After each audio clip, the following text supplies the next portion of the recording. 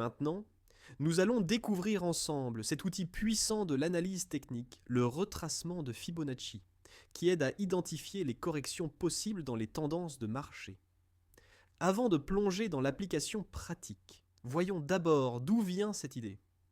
Leonardo Fibonacci était un mathématicien italien du XIIe siècle, surtout connu pour avoir introduit la fameuse suite de Fibonacci.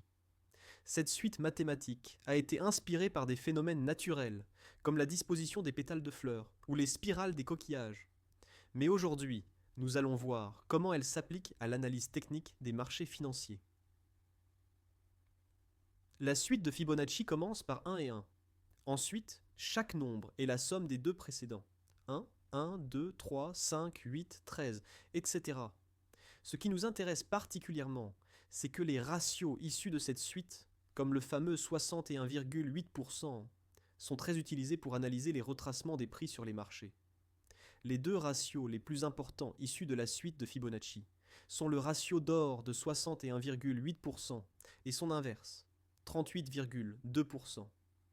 Ces ratios jouent un rôle clé dans la prévision des corrections possibles dans les tendances de marché. Lorsque les prix se corrigent après un mouvement important, ils tendent à revenir vers ces niveaux avant de reprendre leur tendance initiale. Les niveaux de retracement de Fibonacci sont des points de référence sur un graphique où le prix pourrait potentiellement se corriger avant de continuer sa tendance.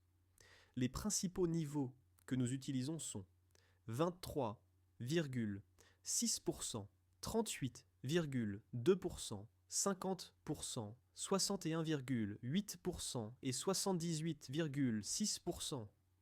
Ils représentent différentes profondeurs de correction possibles d'un mouvement de prix. Dans une tendance haussière, les niveaux de Fibonacci sont tracés entre le point bas et le point haut d'un mouvement. Ces niveaux nous indiquent des zones où le prix pourrait se replier avant de repartir à la hausse. Inversement, dans une tendance baissière, ils sont tracés du point haut au point bas et servent à identifier des résistances possibles lors d'un rebond. Lorsque vous tracez les niveaux de Fibonacci dans une tendance haussière, les niveaux de 23,6% à 50% sont souvent considérés comme des retracements peu profonds. Si le prix corrige jusqu'au niveau de 61,8% ou plus, c'est généralement un retracement plus important qui offre une bonne opportunité d'achat. Dans une tendance baissière, les niveaux de retracement permettent de repérer des résistances potentielles. Les niveaux de Fibonacci ne sont pas des niveaux exacts, mais plutôt des zones de rebond potentielles. Par exemple, un rebond autour du niveau de 23,6% peut indiquer une correction mineure avant que le prix ne reprenne sa tendance initiale. Comme vous pouvez le constater, les prix rebondissent souvent autour des 23,6% de Fibonacci. Cependant, il est important de souligner qu'il s'agit de zones de rebond et non de niveaux précis. Comme pour les supports et résistances, les prix peuvent souvent légèrement dépasser ces niveaux avant de réellement rebondir. Les niveaux de Fibonacci deviennent encore plus puissants lorsqu'ils coïncident avec des supports ou résistances importants. Par exemple, si un support horizontal se situe à proximité du niveau de 38,2%, cela renforce la probabilité d'un rebond à cet endroit. Nous avons tracé uniquement le niveau des 38,2% pour optimiser la lisibilité. Il est clair que le rebond se produit simultanément sur ce niveau, avec les corps des bougies, et sur le support, avec les ombres. Bien que cela puisse sembler inhabituel, cette configuration est fréquente et représente une opportunité intéressante de trading, car elle offre un bon taux de réussite. Lorsque les niveaux de Fibonacci sont combinés avec des droites de tendance, ils créent des zones optimales de rebond. Par exemple, si une droite de tendance passe près du niveau de 50%, cela peut être une zone privilégiée pour entrer sur le marché.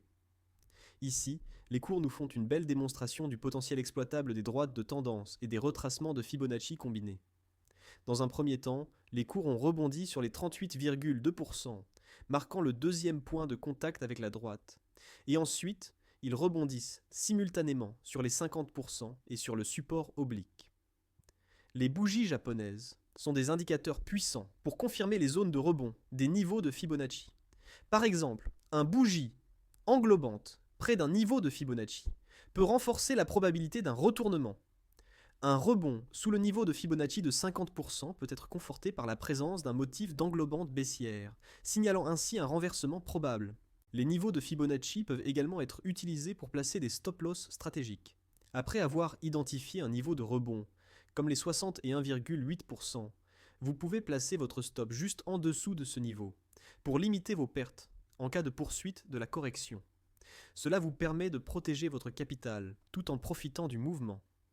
Il est essentiel d'éviter de placer des stops trop proches des niveaux de Fibonacci, comme 23,6% ou 38,2%, car ils risquent de ne pas offrir suffisamment d'espace pour que le marché respire.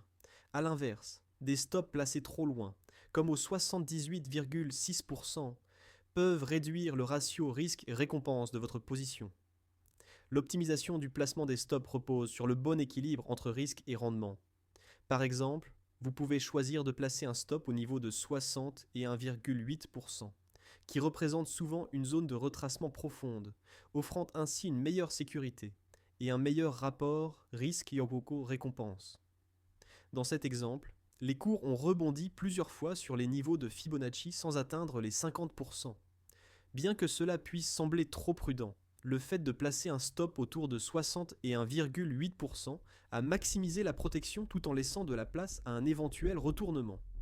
Cela montre l'importance de choisir avec soin où placer votre stop-loss. Les retracements de Fibonacci sont un outil puissant et simple à utiliser pour analyser les corrections dans les tendances de marché.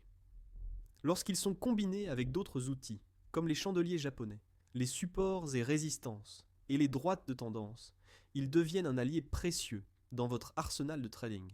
Il est essentiel de toujours utiliser ces niveaux comme des indicateurs et non des garanties, et de les combiner avec d'autres analyses pour maximiser vos chances de succès.